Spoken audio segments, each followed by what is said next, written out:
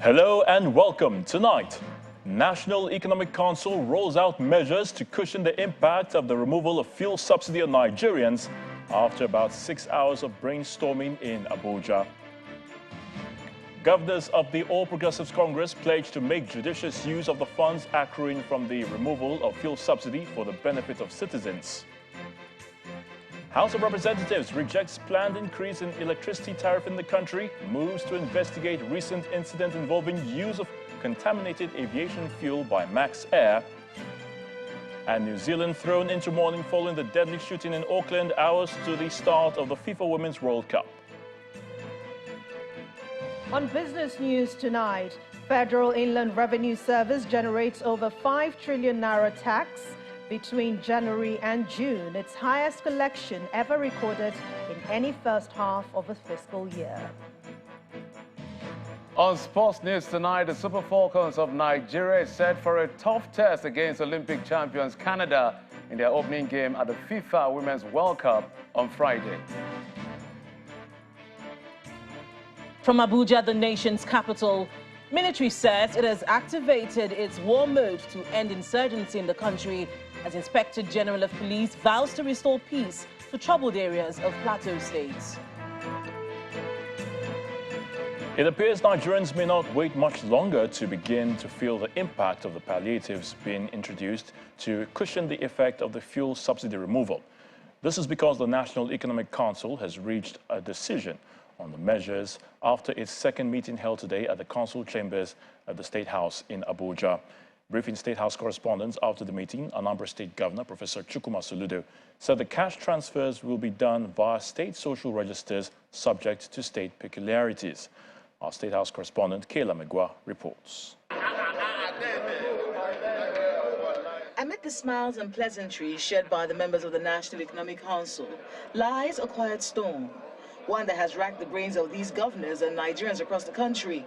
How to ensure Nigerians do not break under the weight of the removal of fuel subsidy and the unified exchange rate policy. After the much-needed prayers said by the Osun State Governor, the media is excused for the meeting to begin. 6 hours later, a contingent of governors and the acting chairman of the CBN brief on the resolutions of the council, beginning with the highly speculated cash transfer program. We didn't sit down there to begin to say, oh, okay, this one, your cash transfer will be like what is being bandied in the media, whether it's 8,000 or 10,000 or 1,000 or whatever. It will depend on what the state, if the state can afford it, and what they can afford. He goes further to explain that the National Economic Council has questioned the integrity of state social registers and why an integrity test is necessary. There was almost near unanimity among members that there is a big question mark about the integrity of the so-called National Social Register. The integrity test is what is missing with that register. Many have described what is being touted as National Register as either bogus.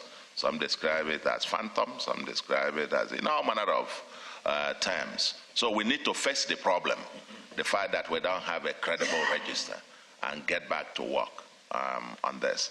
Council says they are seeking to create a balance between investment and consumption so as not to just pump money into the economy at the risk of higher inflation. The consensus is a need to invest more in infrastructure, especially roads. Meanwhile, the Bauchi State Governor, Bala Mohammed, says food items will also be distributed to the states.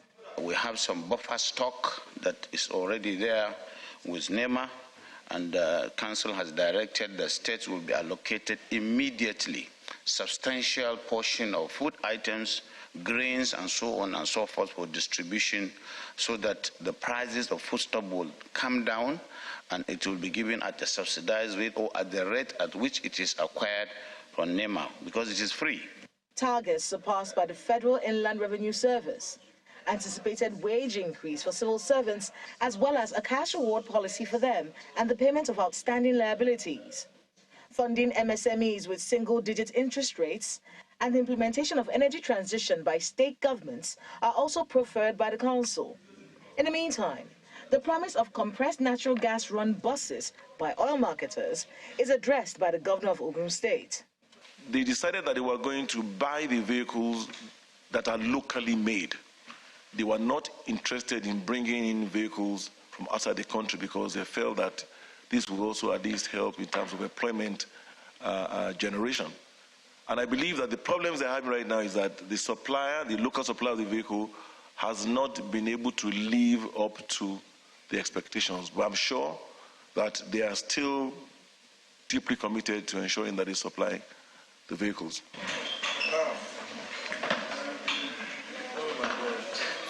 A lot of the things that we've heard from the National Economic Council after this meeting has raised a lot of questions and basically puts a lot of the decisions in the hands of government officials. The cash transfer program has to be done at the state levels based on their capacity. The social register at the state levels also have to be compiled by government officials at that level. Cutting down the cost of governance also has to be at the whims and caprices of government officials. Now, while these may raise a lot of questions, the National Economic Council wants Nigerians to believe that ultimately, if these rules are carried out, that prosperity will be abundant for all, asking all Nigerians to be patient in the face of the crisis they're facing as a result of these government policies. From the State House in Abuja, Kayla Megwa, Channels Television News.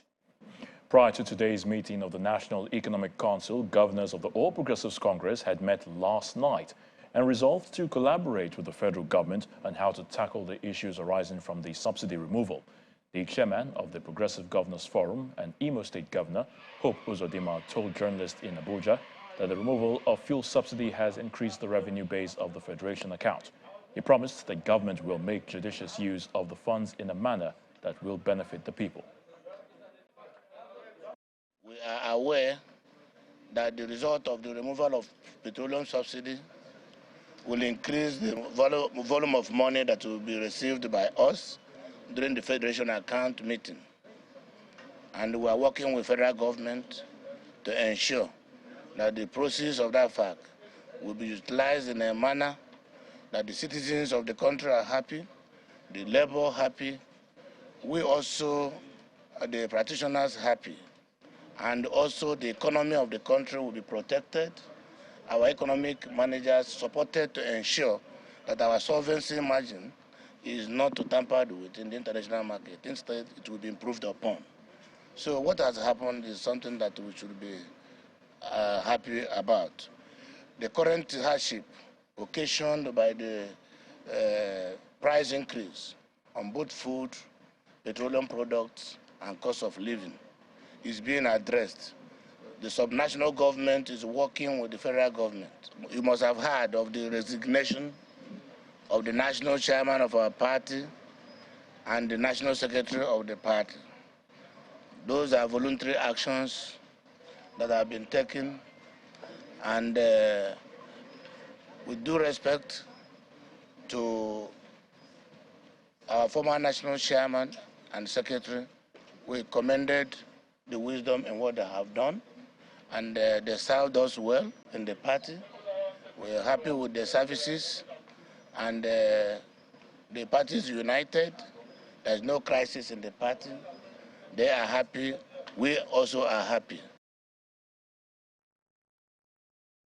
To legal matters, the Court of Appeal has reacted to reports on the purported resignation of a member of the Presidential Election Petition Court, Justice Bulukoromo Ugo, describing it as false and misleading.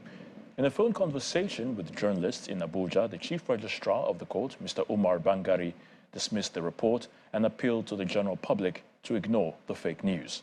The news of the purported resignation of Justice Ugo from the bench, citing demands to kneecap democracy, broke online earlier on Thursday, alleging that Justice Ugo cited demands from the executive arm that he believes would destroy the country's democracy.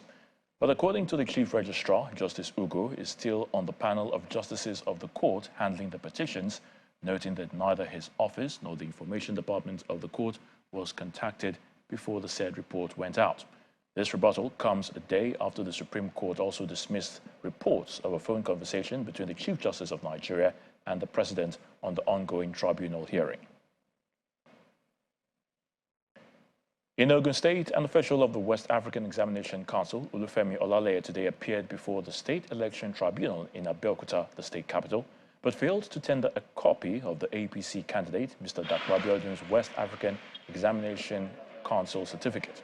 The Examination Council had earlier been subpoenaed by the tribunal to produce a copy of Governor Abiodun's 1978 WAEC certificate as attached to the form he filed with the Independent National Electoral Commission, INEC. At the end of the day's proceedings, counsel to the PDP, Olumiwa Obaniwa, says the testimony of the WAEC official has reinforced the position of the petitioner, Ladi Adebutu, of the PDP.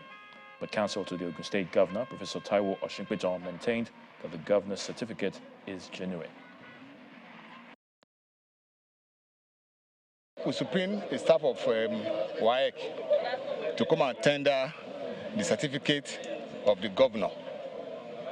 Surprisingly, when the man appeared, he told the court that WAEC do not keep or do not have duplicate copies of certificates, which we think is very, very strange.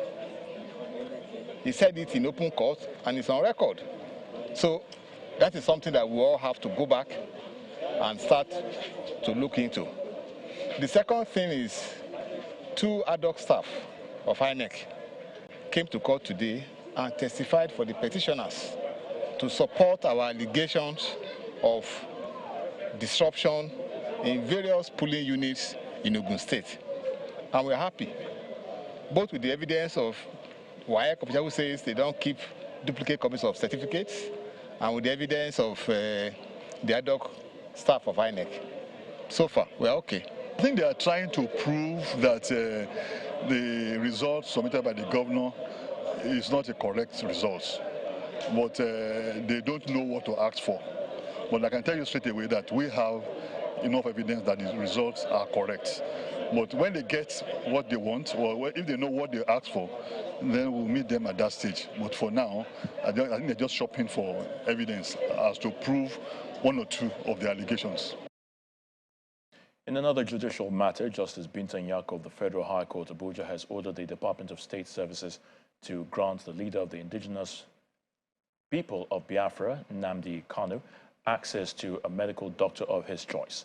Justice Nyako granted the request on the grounds that Mr. Kanu requires urgent ear surgery amidst his reported failing health. Delivering judgment, Justice Nyako also ordered the DSS to monitor, record and seal all medical sessions administered on the IPOB leader for security purposes. The trial judge also dismissed the preliminary objections filed by the DSS challenging the application before it on the grounds that Nnamdi Kanu has the right to medical services even in detention. It also ordered that all Nnamdi Kanu's medical records be made available to him. The Electoral umpire, the Independent National Electoral Commission, has increased the number of registered political parties from 18 to 19 with the recognition of the Youth Party as a registered political party. National Commissioner in charge of Information and Voter Education, Mr. Festus Okoye, in a statement, explains that the recognition of the Youth Party followed the judgment of the Supreme Court nullifying its earlier deregistration of the party.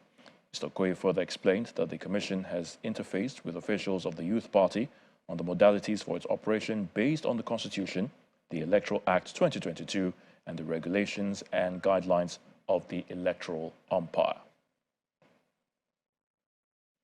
In part 2, after the break, Federal High Court Abuja orders the Department of State Services to grant the leader of the proscribed indigenous people of Biafra, Nnamdi Kanu, access to his medical doctor. Please join us again. Welcome back. If you just joined us, you're watching the news at 10, coming to you live from Channels Television. A reminder of our top stories. National Economic Council rolls out measures to cushion the impact of the removal of fuel subsidy on Nigerians after about 6 hours of brainstorming in Abuja. Governors of the All Progressives Congress pledged to make judicious use of the funds accruing from the removal of fuel subsidy for the benefit of citizens. House of Representatives rejects planned increase in electricity tariff in the country, moves to investigate recent incident involving use of contaminated aviation fuel by Max Air. And New Zealand thrown into mourning following the deadly shooting in Auckland hours to the start of the FIFA Women's World Cup.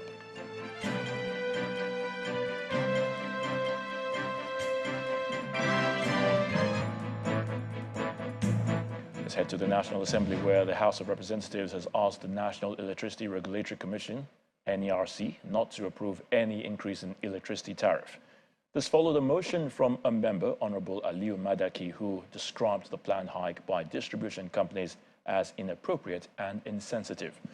Meanwhile, the House is to investigate the incident involving contaminated fuel observed in a MAX airplane last week. Our correspondent, Terry Kumi, tells us more. Wrapping up plenary for the week, lawmakers in good numbers settled down for Thursday's session. A motion of urgent importance drawing attention to the case of contaminated aviation fuel involving the House is concerned about the danger this may portend, considering the life and death situation involved. That the House to constitute an ad hoc committee, which is very important because this thing happens all the time and is endangering the life of Nigerians, to investigate the increasing incidences of aviation fuel contamination, associated air travel risks, and possible non-adherence to standard operating procedures and industry best practices in the aviation industry, and report to the House in the next 8 weeks.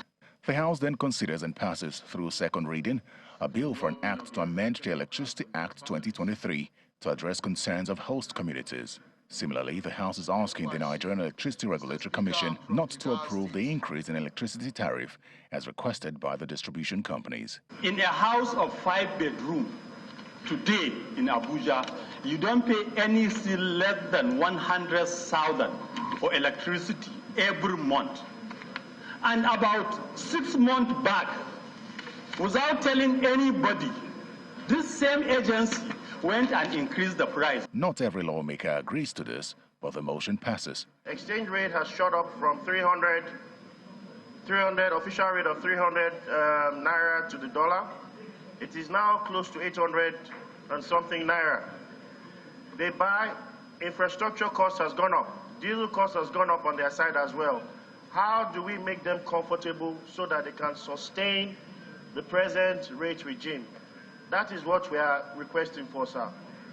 That we find a way of bringing the neck on board and the disco instead of having a fiat and saying don't increase permanently. Honorable Madaki have even proffered a solution from this debate, and especially number 2, that when the committee is being constituted, they should be able to find a common ground for what is on the issue of the hike. So either for, we know that there are business people in this, but the interest of Nigerians is very, very key. And especially from what Honorable Satome has said, what are the DISCO doing with what has been given to them from Margaret, which is very key. So not just finding a common ground, Mr. Speaker, the House need to further investigate this issue of DISCO. Meanwhile, as the country awaits the ministerial nominations and further appointments, the House, through a motion, is urging the President to consider the declaration on 35% affirmative action on women participation in governance. Lawmakers are worried that despite the clamors for improvement in women participation in politics and other sectors across the globe, Nigeria seems to be going in a wrong direction since 1999 till date. Terry Ikumi, Channels Television News. In the meantime, the Nigerian Civil Aviation Authority, NCAA, may have to step up its regulatory role to ensure the aviation fuel used by airlines in the country is not compromised. This challenge is coming from stakeholders at an engagement meeting held to find the root cause of the recent issue of contaminated aviation fuel. They are asking the NCAA to put modalities in place to ensure that the aviation fuel used by airline operators is properly checked from the modular refineries to the wings of the aircraft. Our correspondent, Victoria Longjohn, reports. We're all in trouble. Gathered here are stakeholders in the nation's aviation industry, representatives of the Nigerian Midstream and Downstream Petroleum Regulatory Authority and marketers. Some of them joined the meeting virtually as the issue of contaminated aviation fuel is being discussed. The idea of the meeting is to solidify plans of collaboration with all relevant stakeholders to restore confidence in the industry. Yes, we are the aviation industry regulated, but we cannot resolve this problem on our own. We need to involve all the stakeholders, even those like the NMD, that's outside the aviation industry. But their services have a significant impact, and the product in question, it's their regulation. So that's why we work on, and the whole issue of involving everybody is to find out the root cause. Why does this problem? During deliberations, accusing fingers are pointed at marketers. We need to know now that we have enemies within. That means people getting adulterated fuel into the system. This should not be tolerated, even outside aviation. But we have resolved that we will get to the root cause of this. Aviation fuel in the hands of everybody can turn to a bad fuel. Everybody. In my hand, it can be good, and it's become good before I give to you. When it gets to your hand, it can become bad. So this is not to shift blame to anybody, but we are saying that everybody should have what it takes to handle aviation fuel. For the airline operators, it's not time for blame games. Instead, they want the NCAA to have a presence from the point of discharge to the airports, as well as monitor the equipment used in handling the products. We must begin to investigate the quality of fuel coming into the country, right from the port of exports. Then at the port of entry, we must look at the kind of fuel that arrived at seaports. Then, of course, the fuel terminals, the tanker farms, they need to really reappraise them and see if water is escaping into those tanks. And the bowsers they bring to, because we are the last line of defense, the bowsers that will come to the airport, we must also make sure those bowsers are fit for purpose. The resolutions reached here are expected to contribute to the safety of the Nigerian airspace in the future and restore the confidence of Nigerians in the domestic aviation sector. Victoria Longjohn, Channels Television News.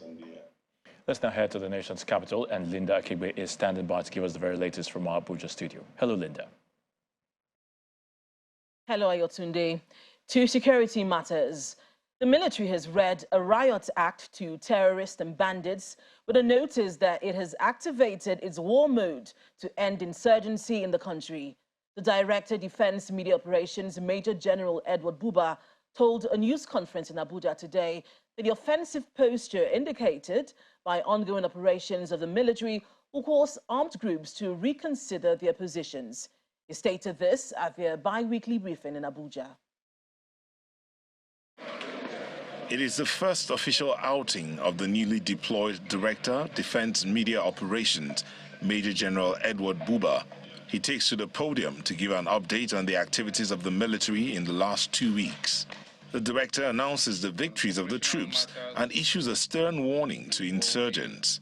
At present, the military is involved in 9 operations across the length and breadth of the country. These operations cut across the 6 geopolitical zones, and these operations are aimed at tackling the security challenges confronting the country. For this reason, the military has activated war mode to crush and decisively deal with this threat. The issue of the recent destruction of a vessel arrested with stolen crude is brought to the fore, but Major General Buba insists that the burning of the vessel is in line with the extant military laws. Consigning arrested vehicles, equipments, or vessels that are associated with oil theft. And that procedure stipulates that such equipment, vehicle, or vessels be destroyed instanto. On the sideline, the Director, Defense Information, clarifies the recent retirement of some senior military officers in line with the military hierarchy. from the time you are admitted into Nigerian Defense Academy, you know who is your senior and you know who is your junior. Based on that, it is expected once an officer who is your junior is appointed as a service chief, you are expected to honorably turn in your application for voluntary retirement. The Armed Forces of Nigeria are currently engaged in 9 different operations across the country, with operational theaters within the 6 geopolitical zones designed to address the numerous security challenges. Meanwhile, the Inspector General of Police and Commander Operation Safe Haven have both promised to restore law and order in troubled areas of Plateau State, which have been experiencing attacks in recent times. Both security chiefs, in separate remarks at the Government House, committed to securing lives and property and requested the cooperation of government and the people of the state to achieve the goal. Governor Caleb Mutfwang, on his part, urged the security agencies to effectively engage the criminals who have been terrorizing the state. Security has been a major concern for residents of the different areas of Plateau State. Receiving the heads of security agencies will definitely be a confidence booster. During his visit to the state governor, the Inspector General of Police makes a case for concerted efforts to find a lasting solution to the security challenges in the state. I believe that the criminals are not more in number than us. We are far more in number than them. They are united in their purpose against us. If we are also united against them, there is no way we will not subdue them. So I've come to ask for your cooperation. We are going to work with the government of Plateau State and with the people of Plateau State. The commander of Operation Safe Haven, who also doubles as the general officer commanding 3 divisions of the Nigerian Army, was also in the Government House, and he commits to ensuring the protection of lives and property in the state. I want to reassure you of the Nigerian Army's commitment to ensure that normalcy return to the region. The Chief of Army Staff will be visiting on Saturday to come and look at the setup of the headquarters that we have established in Mangu, and we intend to continue to conduct operations not only within Mangu, all the other areas of influence to include Bokos, Barkelagi, up to Yo, will also be touched by our operations to ensure that we sanitize the entire area. Governor Caleb Mutfwang appealed to the security agencies to engage the criminals that have been terrorizing the state. We want to say that your coming is an opportunity not only for you, the Chief of Army Staff and the Nigerian Army, but even for the Commander-in-Chief of the Armed Forces to write his name in gold as one that came to end the unnecessary crisis on the plateau. While it is true that we must deploy non-kinetic options to dealing with this crisis, the necessity of a coordinated kinetic action cannot be de-emphasized. We therefore would want to plead with you to rally your troops, mobilize your troops, to do the needful in the defense of our fatherland. The Inspector General of Police and Commander Operation Safe Haven are both in the state to assess the level of security measures put in place to combat the incessant attacks and killings in some communities of Plateau State. Away from security, the Managing Director of the Niger Delta Development Commission, Dr. Samuel Obuku, says the recent comment by the former Governor of Rivers State, Mr. Nyesom Wike, on the performance of the Commission is an opportunity for the interventionist agency to step up its game. Dr. Obuku maintains that the agency has done some impactful projects in the Niger Delta region and believes it will continue to come up with innovations to improve the region. Former Governor Nyesom Wike had on Monday the flag-off of the construction of the 50.1-kilometer Port Harcourt Ring Road, alleged that the NDDC is a cash cow for politicians. According to him, no commensurate development has been carried out since it was established over 20 years ago. Ordinarily, this project you are doing ought to be done by NDDC if it was a development commission. Unfortunately, what we have is Niger Delta cash cow. Unfortunately, look at when NDDC started with establishing this region. Assuming NDDC has carried out a project of this nature in every state, then you would have wondered what the Niger Delta would have been. But speaking during an interactive session with journalists at the NDDC headquarters in Port Harcourt, the managing director, Obuku, says such criticism has further challenged the management team to continue in its efforts to better the interventionist agency in order to deliver on its mandate. Whatever that has been said, for us, it is a challenge for us to change that narrative. And for us, we take that challenge to prove to people that NDDC is not a cash cow. That is what I will say in response to that. Same thing I will also say in the area of those of you who assume that NDDC spent billions of dollars and billions of naira in elections. I wasn't there then, just like as you said. So I wouldn't want to say what I don't know.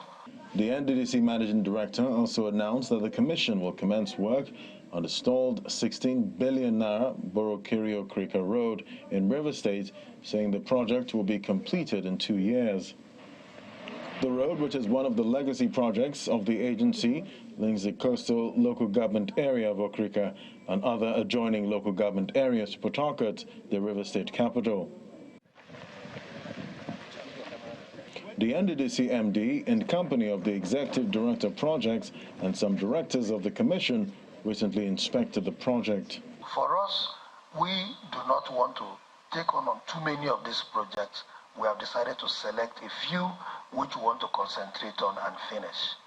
And one of those few projects we want to concentrate on and finish is the construction of the Borokirio-Krika Road and Bridge, because that project is here in River State. Today we just met with the contractor and the consultants, and they have assured us that if the funds are made available, they can finish that project in 2 years' time. The NDDC is now in the eye of the public, and how they manage the negative description of the former governor, Nyesom Wike, and others will depend mainly on project execution and high-level performance. That's all from Abuja. Back to Ayotunde for the rest of the news. Many thanks, Linda. September the 1st, 2023 is an important date for the Edo State government, as it is the day set to completely go paperless in offices, ministries, departments and agencies across the state as part of its plans to digitalize the state's economy. The government has taken various steps to facilitate this shift, as well as expand the digitalization plan beyond governance space to include education, the private sector, as well as individual residents. Well ahead of the September 1 date for shift to paperless for its workforce, the Edo State government had introduced its public and civil servants to the electronic governance e-gov platform, preparing the entire system through investing not only in infrastructure but training as well. Anybody cannot just come from anywhere and connect to EdoGov. The provision of technology tools in the workplace has translated to smarter, smoother and faster work. But another benefit to adopting e-governance is the expansion of the workspace. What this has done for us is that it has not restricted us to a physical space. You can take it and work from, and that's why Mr. Governor was quite confident when he made the announcement recently to reduce the number of work days by 25%. The Edo Health Insurance Commission is one of the government's agencies that has adapted well to the use of the e-gov platform. It's actually even reduced our operational cost. So the incidence of printing papers every now and then, going from one office to another to see whether your memo has been reacted upon or whether the request or your letter has been sent, it's a form of transparency, like an open book for everyone. The state government has also developed platforms to include other young and older Nigerians desirous of acquiring digital skills for the workplace. Given the fact that he's laying fiber optics in the whole 18 local government areas of Edo State, we want everybody from each local government area to have access to this opportunity, and that is what is pushing us to make these trainings available. They are conducted in the 18 local government areas of Edo State, giving everybody access, basic knowledge of ICT. So you're a man, you're a market woman, you're a farmer, you want this knowledge, it is available at your doorstep. And In all of this, proper organization is essential, a reason the state government recently launched the Edo Digital Policy Project. this digital world we're creating in Edo, what is it going to rest on? What are the policies guiding what we're doing? It has to be simple, because as long as you have a device and as long as you are in that space, then you must understand, we must all agree that this is how we are going to be operating within that space. With these areas covered, the building blocks in the government's plans to expand the state's digital economy seem to be resting well, one on the other.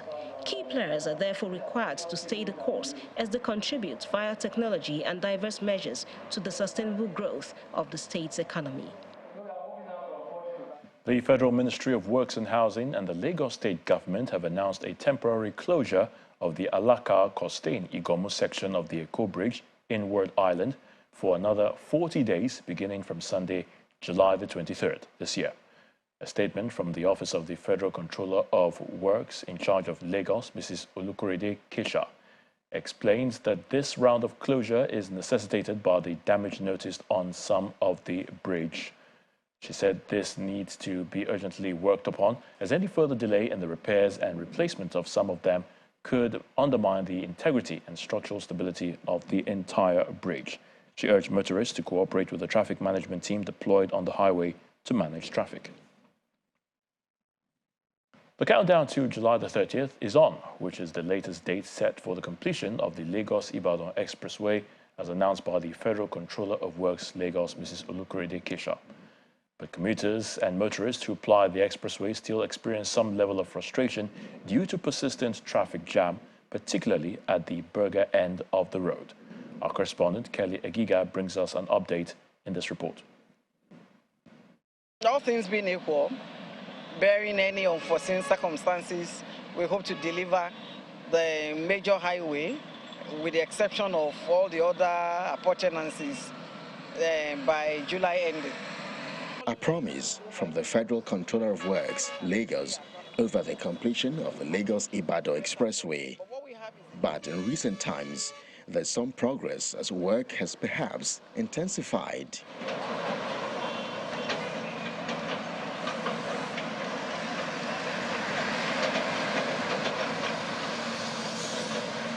But traffic can sometimes build outward Lagos, while traffic inward Lagos has been relatively light. However, this traffic diversion from New Garage causes traffic that sometimes stretches to the Sherry-Kara axis.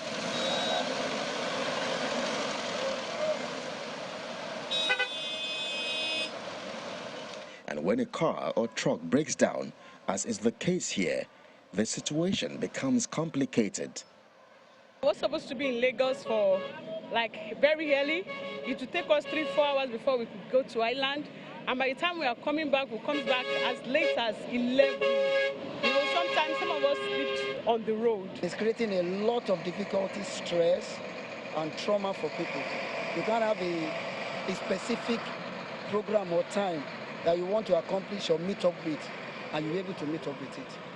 Some motorists believe it's a prize for the now. Impacting movement, right, and disturbing business, but at least there are no gains without pains. We are happy the road is being constructed, and you can see that Baga is concentrating more on this aspect of the road. So this is just a thing of the moment for some time. I traveled on this road during the Salah period. Immediately after this exit, it got to Ibadan under less than an hour. So if we can have that throughout, it's going to be okay. As at the time of filming this report, the Otedola Bridge area, inbound Lagos, looks free and completed. But that could change any time though, as traffic on the expressway is quite unpredictable. With barely less than 2 weeks to the end of July for the completion of the Lagos-Ibadan Expressway, road users who have endured a horrible experience over the past few months will be asking just how realistic is this new deadline. Kelly Egiga, Channels Television News. The Senate is asking the federal government to urgently suspend the Transmission Company of Nigeria's tender for the World Bank-funded National Mass Metering Program Phase 2. According to the lawmakers, the action has become necessary to undertake a comprehensive review of the procurement criteria, which must prioritize local manufacturing and assembling of prepaid meters to boost employment generation and economic growth for Nigeria. The resolution of the upper chamber follows a motion by a federal lawmaker, Senator Victor Omer, on the urgent need to protect local meter manufacturers in the ongoing national mass metering program of the federal government. Time now for some business news with Anne Waldo.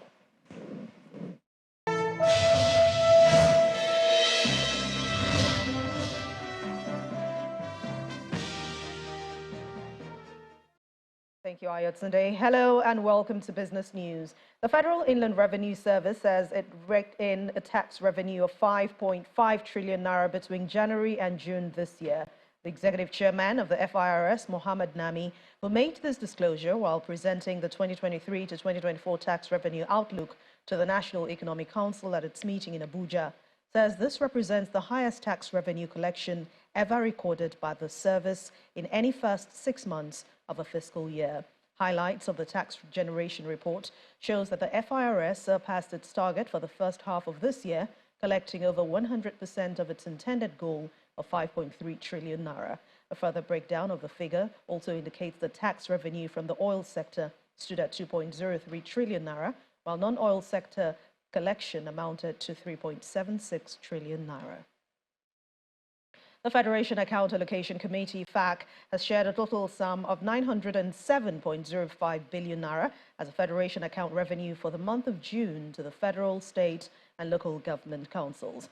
From 301.5 billion distributable statutory revenue, the federal government received 146.7 billion naira, state governments received 74.4 billion naira, while local government councils also got 57.3 billion naira, while the sum of 23.0 billion naira was shared to relevant states as 13% derivation revenue.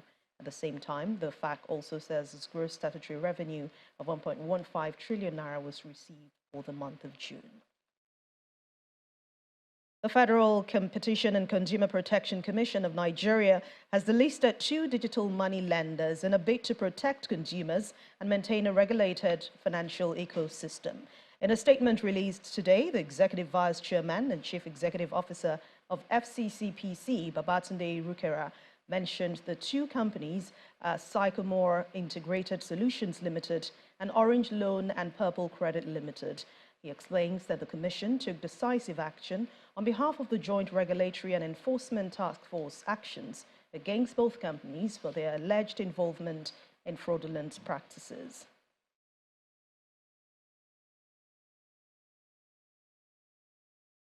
Let's head to the stock market now, where investors gained a 94.4 billion naira as renewed buying interest led to markets. A moderate rebound happened at the close of trade today. Laddie Williams has the details.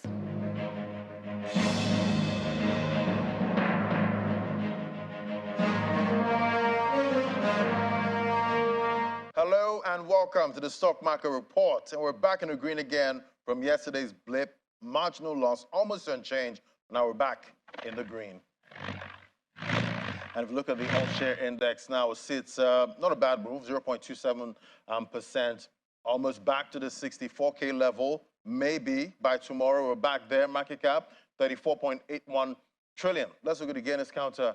Now we see UPL there topping the counter, 10%, 2 naira 42 kobo. And we see Unicel there, 3 naira 20 kobo. Up 9.97%. Academy Press on the top gainers counter there, 9.95. Big gains we're seeing. Let's flip over to the losers counter now. Yeah, so we see Cortville, FTN Cocoa Processors, 1 naira 87 kobo, down 9.66% there. After an incredible first half in 2023, they give about 700%. So we're seeing some profit taking and happening with FTN Cocoa Processors there, 1 naira 87 kobo, down 9.66%. So as it stands, it's 3 days green, 1 day minor pullback. Let's see what happens in the final trading session tomorrow. So that's how your money performed today. I'm Laddie Williams. It's back to you, Anne. Thank you, Laddie. Well, we hope the color is green tomorrow, but fingers crossed. And that's business news for tonight. Thank you for watching. I'm Anne Nwawadu. The rest of the news at 10 continues now with Ayotunde. Many thanks, Anne. Russian Foreign Ministry has imposed tight travel restrictions on British diplomats in its country. The bureaucratic demands require envoys to give 5 working days' notice of any plans to travel beyond a 120-kilometer, that's a 75-mile radius. Here's Simon Pusey with other international stories in Around the World in 5. Good evening and welcome to the channel's studios here in London with your international news around the world in 5. New Zealand is in mourning after a shooting in Auckland left 2 people dead hours before the city opened the FIFA Women's World Cup. 6 other people, including police officers, were injured, and the gunman is also dead after the incident on a construction site in the central business district. The tournament will still go ahead as planned. Prime Minister Chris Hipkins said the attack was not being seen as an act of terrorism. This morning at 7:23 a.m, a witness called police to report a man with a gun shooting in central Auckland at a building on Lower Queen Street. At 7:34 a.m, police arrived on the scene and the Armed Defenders Squad arrived there 4 minutes later. It's with deep sorrow that I can confirm that 2 people have been killed. At this stage, I'm aware that 6 others have been injured, including police. They've been taken to Auckland Hospital. Police have also confirmed that the shooter is also dead. The assessment from officials is that there is no national security risk. The US says North Korea is not responding to attempts to negotiate the release of a US soldier who fled over its heavily armed border. Private Travis King crossed the demilitarized zone, dividing North and South Korea on Tuesday. There has been no word from the North on Private King's whereabouts or his condition. I just want my son back. I just want my son back. In Wisconsin, King's family spoke to the media for the first time. And pray that he comes back. We understand the gravity of the situation. It's a very massive and unfortunate thing. However, at this moment, we just ask that y'all kind of like respect our privacy, because this isn't, my mom's lost a son before, which is, you know, so this is weighing very heavily on her. South African authorities are concerned about a second suspected gas explosion in Johannesburg's business district, after 1 person died and 48 were injured in a large blast on Wednesday. Videos show a main road split wide open from the force of the explosion, with several vehicles blown onto their side. Officials have pleaded with the public to stay clear of the area. It is unclear what led to the explosion, but officials suspect an underground gas pipe is responsible. Wheat prices have risen sharply on global markets after Russia said it would treat ships heading to Ukrainian ports as potential military targets. Moscow pulled out of a UN deal on Monday that ensured safe passage for grain shipments crossing the Black Sea. For the past 3 nights, Russia has bombarded Ukraine's grain facilities in Odessa and other cities. Moscow also warned that from Thursday, any ships going there would be seen as siding with the Kyiv regime. This is going to make our ability to feed hungry people that much more difficult. Already, there are 80 million people in the region who are acutely food insecure. A whole range of factors are driving that. It's conflict, it's climate, it's the economic shocks, and of course, it's the hangover from COVID.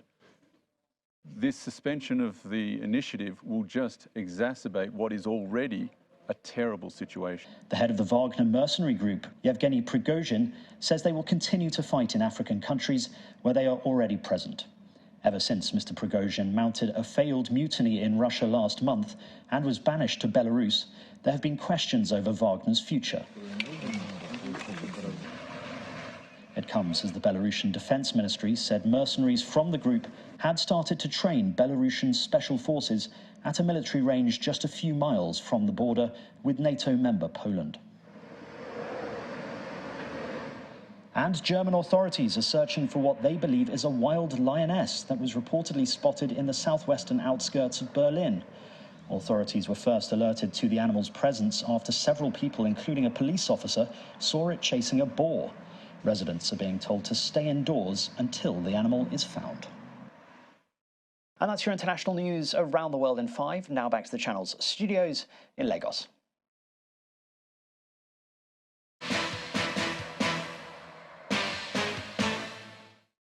Thanks, Simon. The Women's World Cup gets the better of our attention tonight as the Super Falcons of Nigeria have played down the distractions occasioned by the lingering dispute over Women's World Cup payment.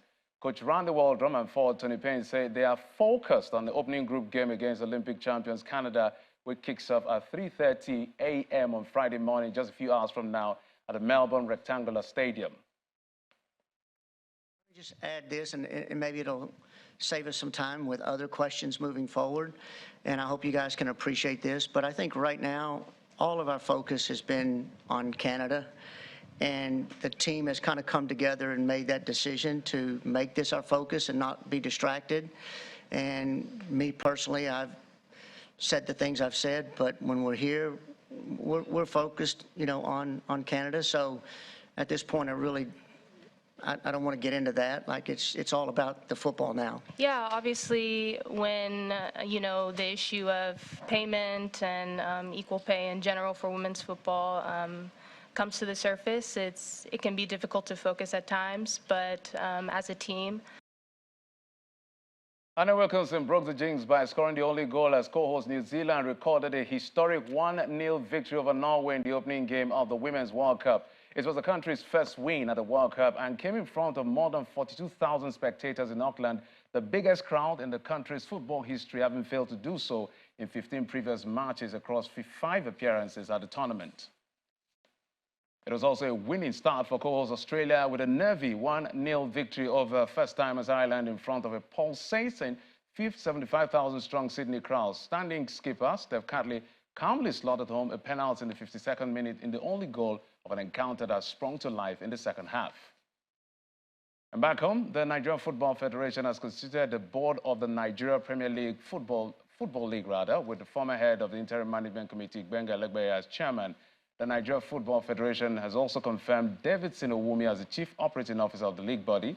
Other members are Nasiru Saidu, Obeni Ogun, Daniel Amokachi, amongst others, who will be there for the next 2 years. And that's it on Sports. Ayotunde is back to you.